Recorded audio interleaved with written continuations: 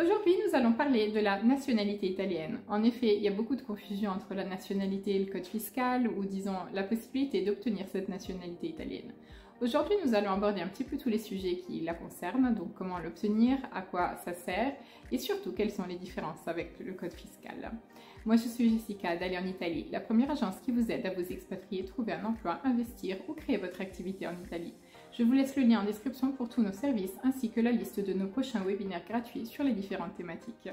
Mais revenons un petit peu à notre nationalité. Beaucoup de personnes pensent que la nationalité italienne est égale au code fiscal ou que demander le code fiscal nous donne des droits pour avoir la nationalité italienne. En réalité, le code fiscal, tout le monde peut le demander pour différentes façons. Généralement, il y a des personnes qui le demandent pour acheter une maison immobilière, par exemple, pour pouvoir travailler une courte durée en Italie. Disons que pour toutes vos démarches en Italie et pour tout ce qui concerne l'Italie, si à un moment donné vous devez vivre en Italie, le code fiscal vous sera nécessaire. Mais avec ça, vous n'avez pas de crédit ou disons de facilité pour avoir la nationalité. En réalité, vous avez différents cas de figure qui vous permettent d'obtenir votre nationalité italienne. Et on va les voir tout de suite.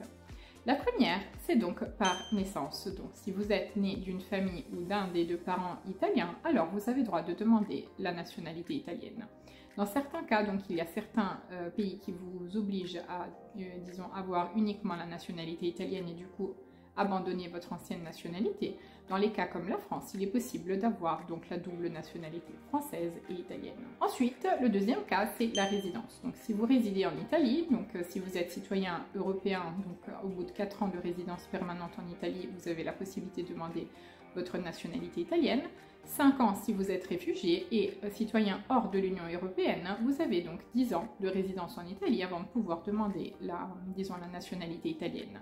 Il faut bien évidemment toujours démontrer que vous vous êtes intégré et que vous connaissez la langue italienne, donc à niveau B1 minimum. Donc il faut également passer un examen et pouvoir joindre cette attestation à votre demande en ligne. Ensuite, nous avons la possibilité de demander la nationalité par mariage. Donc 2 ans si vous vivez directement en Italie, donc si vous vous mariez avec une personne italienne, un citoyen italien ou une citoyenne italienne, vous avez donc au bout de 2 ans la possibilité de demander votre nationalité italienne. Si vous habitez à l'étranger, donc vous avez la possibilité de la demander au bout de 3 ans, disons, de mariage. Si par contre vous avez des enfants, disons que ça diminue un petit peu les délais, donc c'est 1 an donc si vous vivez en Italie et 1 an et demi donc si vous vivez à l'étranger, donc avec des enfants, disons, c'est un petit peu plus simple. J'aimerais aussi aborder la thématique de la perte de résidence. Donc il arrive parfois que l'un de nos ancêtres, disons, perde la nationalité italienne, ou disons que nos grands-parents par exemple aient la nationalité italienne, que l'un de nos parents la perde et que du coup nous la perdions automatiquement. Je vous explique un petit peu mon cas parce que j'étais aussi dans ce cas de figure. Ma grand-mère est italienne, ma mère avait la nationalité jusqu'à ses 18 ans, mais l'a perdue puisque n'a pas fait, disons, toutes les démarches pour demander sa nationalité italienne. En fait, vous l'avez de naissance, mais après, si vous ne faites pas de démarche, donc vous la perdez automatiquement. Ceci signifie que moi, quand j'ai voulu demander ma nationalité italienne, on m'a dit malheureusement, donc il y a une coupure dans la lignée, donc généalogique, et donc dans ce cas, vous ne pouvez pas la demander. Dans ce cas-là, comment ça se passe? Donc il faut que vous habitiez en Italie, donc que vous établissiez votre résidence en Italie, et que donc vous exprimiez votre volonté de rester en Italie, donc un minimum de 4 ans, et que vous commenciez vos démarches. Donc en gros, vous répartiez un petit peu à zéro. Donc ça a été aussi mon cas, donc je suis maintenant en train d'établir mon dossier pour pouvoir demander ma nationalité italienne. Donc en cas de perte, la seule façon de pouvoir la récupérer entre guillemets, en cas de perte ou de refus de l'un des parents, le seul moyen est donc de vivre en Italie un minimum de 4 ans, prouver que vous êtes sur place, que vous êtes intégré, etc. et en faire la demande. Donc si vous vivez à l'étranger, l'organisme compétent pour la demande de nationalité est le consulat italien le plus proche. Si vous êtes en Italie, c'est le ministère de l'Intérieur qui donc encadre cette démarche. Vous payez 250 € pour pouvoir effectuer toute la demande ainsi que, disons, la récolte de tous les documents qu'il faudra charger sur ce site internet. La nationalité peut être utile si vous êtes dans une situation compliquée ou si vous vivez dans un pays où votre situation est compliquée. Moi, je reçois beaucoup de demandes de nationalité de la part de Français qui ont un ancêtre du coup italien et qui veulent rejoindre leur origine. Finalement, en Italie, ça ne change pas grand-chose. Si vous résidez en Italie, effectuer votre demande de nationalité tout de suite ne change rien. Finalement, il faut attendre les 4 ans.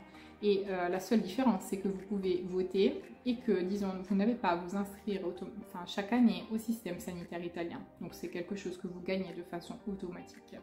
Pour le reste, c'est vrai que nous, on n'a pas vraiment d'avantage. Moi, je suis française et disons, admettons, pour le passeport, par exemple, on a les mêmes facilités que la France, disons, donc on a accès à autant de pays sans les visas que la France. Donc on a exactement la même situation. Donc c'est plutôt valable pour les personnes qui vivent en dehors de l'Union européenne, qui ont peut-être aussi une situation compliquée, qui ont un intérêt direct d'avoir la nationalité. Moi, je côtoie plutôt des personnes qui ont du coup ce besoin d'appartenance à l'Italie, qui ont envie de rejoindre de se rapprocher de leur famille, de leurs origines. Donc c'est plutôt une question de cœur. Donc disons qu'à ce moment-là, ce n'est pas si nécessaire, disons, de se précipiter sur les démarches, mais donc on attend les 4 ans et après on effectue la demande. J'espère que cette vidéo vous aura été utile et claire. Et n'hésitez pas à m'écrire dans les commentaires vos différentes questions ou vos situations pour voir un petit peu si comme moi, vous avez la volonté d'acquérir cette nationalité italienne, si vous avez déjà effectué les démarches pour l'obtenir. J'en profite pour vous inviter au prochain webinaire sur l'expatriation. Et moi, je vous dis à la prochaine vidéo. À bientôt!